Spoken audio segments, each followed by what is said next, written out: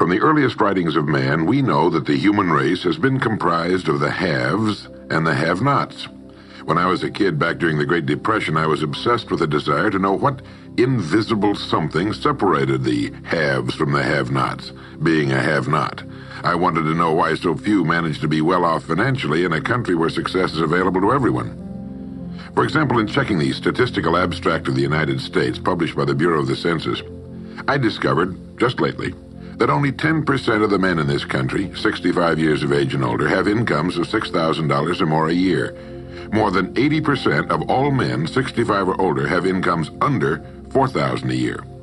Only 7.6% have incomes between $7,000 and $10,000 a year, and only 3.7% have incomes of $10,000 a year or more.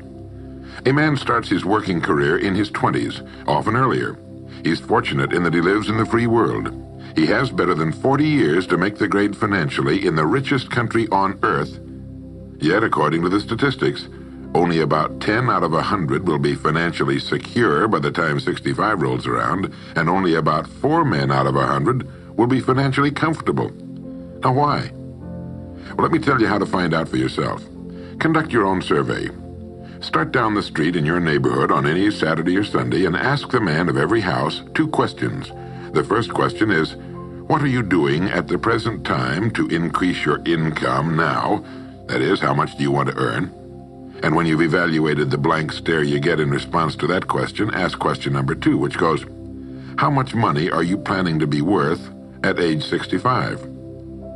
Now, when the silence becomes too unnerving, thank him and move on to the next house. Ask 50 men, 100, 1,000, until you're completely convinced that the reason men don't make more money during their working lives, and the reason men aren't financially independent by the time they're 65, is simply that they seldom, if ever, do any constructive thinking on either subject. It's that simple, unfortunately. The reason it's so easy to earn far more money than the average man earns in this country is that so very few, are going about it the right way. This is a race without enough contestants to bother about. The few who are really in the race can all be winners. Some will finish ahead of the others, but even the man who finishes last in this race will be financially secure. Most people, more than 90%, aren't even in the race. To prove it, ask yourself the 2 survey questions. Up until the time you started listening to this message, what were your plans for increasing your income? How much do you want to earn? And how much money had you decided to be worth by the time you're 65? You see, people who earn large incomes aren't lucky, and they're not crooks as those without money are so fond of pretending, nor are they endowed with more brains or talent necessarily than their friends and neighbors, nor are they privy to occult secrets, and only a very few were lucky enough to have had rich fathers or grandfathers. Most of the people earning the big incomes today started the same way you and I did, and most other people. The only difference between the men who earn big incomes and those who earn small incomes is that those earning big incomes decided to earn more. They're the people who made it their business to earn more. You see, a woman who does not think about baking an apple pie for dinner tonight will never think of looking up the recipe for apple pie. Without the decision for pie, there's no motivation for checking out the recipe. A man who does not think about driving his car to St. Louis, Missouri or Nacogdoches, Texas will never get road maps which show how to get to St. Louis or Nacogdoches. And a man who never decides to earn more money will never think of learning how, of looking up the rules for earning more money. You see, people do what they make up their minds to do. So get rid of the ancient superstition once and for all that people who earn big money are special people, or lucky, or get the breaks, or had money to begin with, or knew someone, or are smarter, or anything else. These are alibis. They can all be disproved 1,000 times. The reason there are so many of these alibis around is that men who fail to make the grade financially are seldom honest enough to just admit that they really didn't try and keep trying. So in order to justify their failure, in order to remain seated, they dream up and pass along these old alibis. We're all self-made, but only the successful will admit it. I once had occasion to visit Charleston, South Carolina. I'd never been there before, so I hired a taxi to drive me around the historic old town. I particularly wanted to see the battery where that famous shot was fired on Fort Sumter. Along this beautiful drive, some of Charleston's oldest and finest homes look out over the bay. I commented to my cab driver on what lovely homes they were, and he said, yes, some of those homes have 40 rooms. And then he thought a moment and he said, and every one of them is owned by a crook. This is how the have-nots justify themselves and their lot in life. I didn't say anything because I didn't feel I was entitled to advise him or try to straighten out his thinking.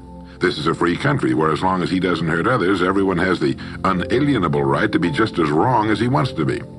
As Thomas R. Lounsbury, the American scholar and educator, put it, we must view with profound respect the infinite capacity of the human mind to resist the inroads of useful knowledge. My taxi driver and men and women like him all over the world have been kidding themselves and holding themselves down and refusing the bounty and abundance of the world for centuries. Knowledge is available to everyone. We can either listen to those qualified to teach us, or we can go along with those ancient stumbling blocks we get from people who don't know any more than we do. The truth, incidentally, about those homes along that beautiful drive is that they were built by the men and women who made the largest contribution to the city of Charleston. In just a moment, I'm going to give you the formula for getting rich, but before I do, I want to remind you of something. Before a jet pilot begins his takeoff from an airport, he carefully goes over a checklist, item by item. He does this not only because it's required by law, but because he cannot afford to trust so important a job to his memory alone. He has another checklist that he goes over just as carefully before he begins his letdown at his destination. He does this without fail every time he takes off and every time he lands. Well, I think living successfully is as important as flying an airplane. And because of this, I think each of us needs a checklist too. And that's why there's one included with this cassette. We need a checklist to go over item by item before we take off in the morning and before we drop off to sleep every night. So I want to recommend that you affix the checklist to your bathroom mirror. Stare at it as you brush your teeth in the morning and stare at it again as you prepare for bed at night. Go over each item, and as you do, think of what each item represents. Now here's number one. It's the formula for getting rich. It also explains why you're in your present position, whether you're earning $6,000 a year or $16,000 or $60,000 or $600,000. It applies to every adult, whether he's employed or unemployed. It applies to the richest man and to the poorest, and every person in between. And here it is. Our rewards in life will always be in exact proportion to our contribution, our service. Now that's what the formula means as the first item on your checklist. Memorize it. Our rewards in life will always be in exact proportion to our contribution, our service. Listen to it, think about it until you know it emotionally as well as intellectually. It might give you some slight feeling of superiority to realize that there's probably not another man within a mile of where you live who knows it. You can add it as a question on your survey if you want proof of that. If you want it in another form, here it is as it applies to a man's job. It's the same thing really, the same thing applies, but you can express it differently. The money you're paid by the company you work for will always be in direct ratio to the need for what you do, your ability to do it, and the degree of difficulty involved in replacing you. Maybe you want to write the formula down in both of its forms and think about it until it's as much a part of you as your name. The reason it isn't spelled out on your checklist is because you might not want everyone to know what you're up to.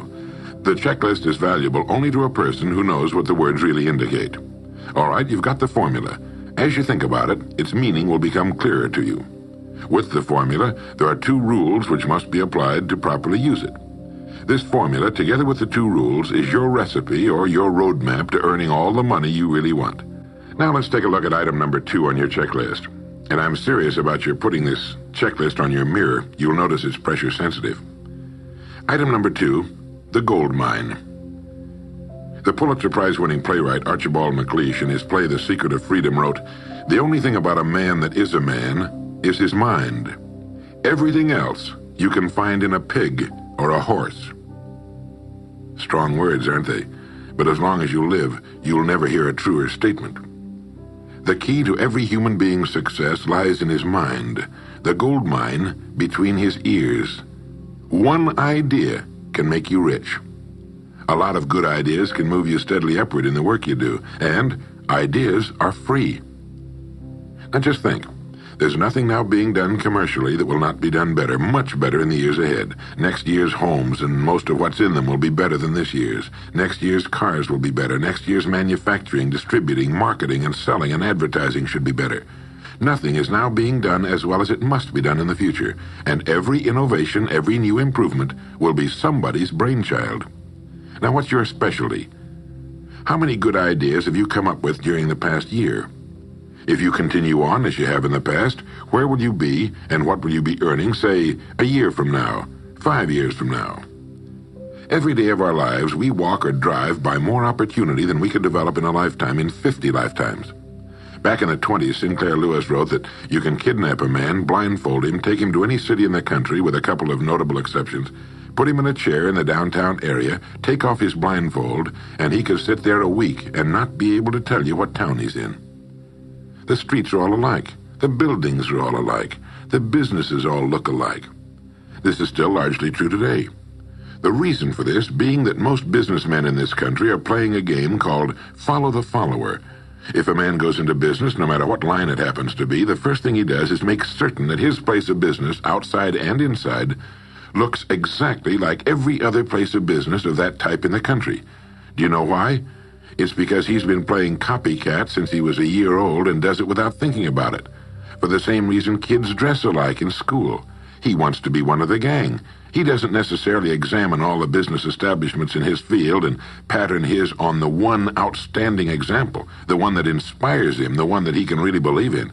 He just does what everybody else in his business is doing, and by this simple process, he guarantees his own mediocrity. Whose drum are you marching to, if indeed you're marching to anyone's, and why? Remember, whatever you now do for a living will be done differently, quite differently a few years from now. Never in the history of mankind have the opportunities for all of us been so great. But the great majority of people will be the beneficiaries of progress, not those who bring it about. Which group are you going to belong to? If you want to be a contributor, not just a beneficiary, here's the first rule. It appears on your checklist as the gold mine. So, think. Think deliberately and with a purpose. Use the gold mine between your ears.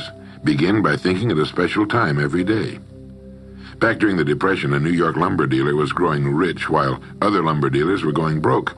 When asked how he did it, he said, "Every evening when I get home, I close myself up in a quiet room, sit in a comfortable chair, and ask myself, how will my business be conducted 10 years from now? Then I try to do it now."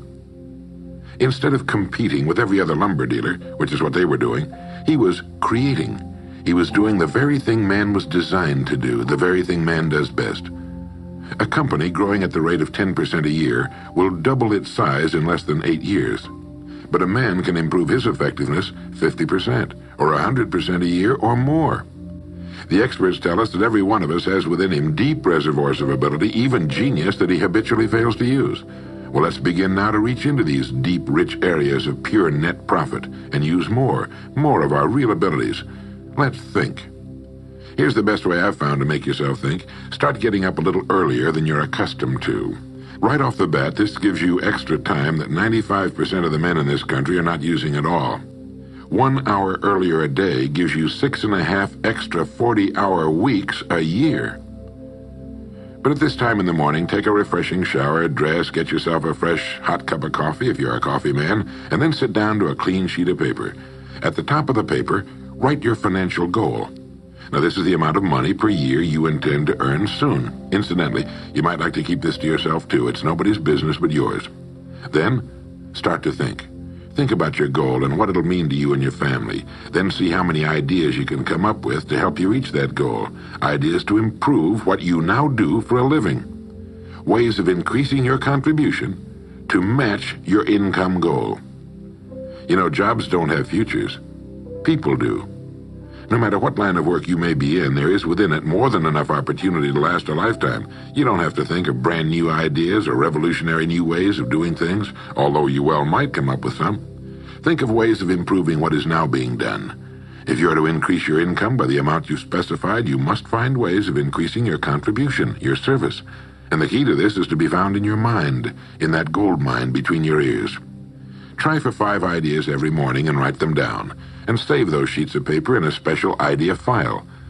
Many, perhaps most of your ideas will be worthless, but some of them will be very good. A few will be excellent, and every once in a while you will come up with something really outstanding.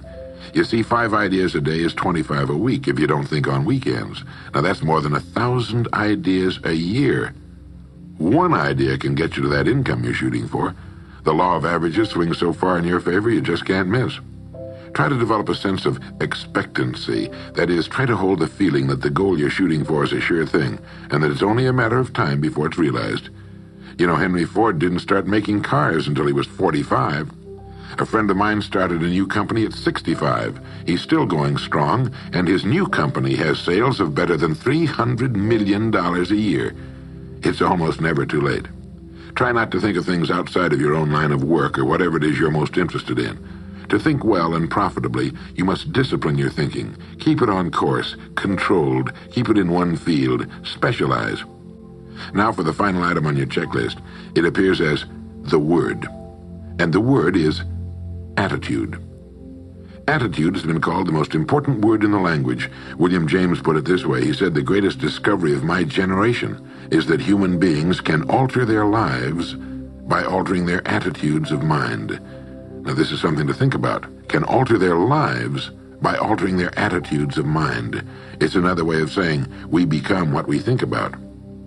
Look at it this way. Your total environment, if you've been an adult for any appreciable period of time, your total environment is a reflection of you as a person. The house and the neighborhood in which you live, the car you drive, the clothes you wear, the job you do, the people with whom you regularly associate. Your total environment is an exact and merciless mirror of you as a human being. Now, if you feel your environment can stand some improvement, you have only to improve your attitude, and your world will gradually change to reflect the changing person. Here's how to change your attitude. Beginning now, begin to act as would the person you most want to become. Now that is, if you were already in possession of the goal you're shooting for, how would you conduct yourself in all of your affairs? Well, do it now, and tomorrow, and the next day. Begin now to act the part of the person you most want to become, and you'll end by becoming that person. Subtly, in little ways, in the way you dress, in the way you talk, in the unfailing courtesy you show to every person with whom you come in contact, begin to act the part of the person who has already achieved that which you're shooting for.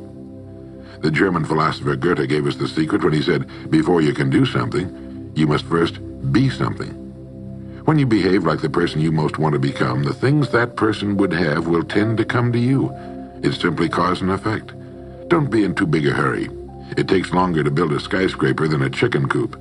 Build slowly, steadily, and well. Then when you make it, you'll keep it. You'll stay on top. Always be suspicious of the so-called get-rich-quick scheme or sudden success. Never forget that word, attitude. It's your attitude toward the people with whom you come in contact that will determine their attitudes toward you. The person with a great attitude toward life and the world is the person other people call lucky. He's not lucky. He's just using our old friend, cause and effect. His causes are excellent, and his effects have to be just as good. Well, that's it. 3 things to remember. 3 things to practice every day.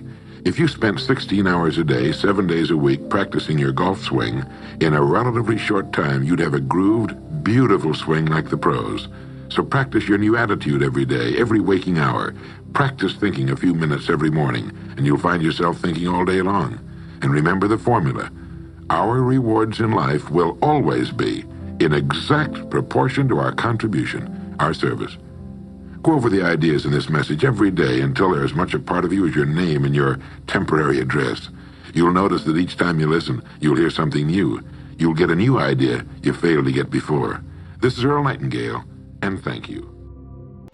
Thank you for watching.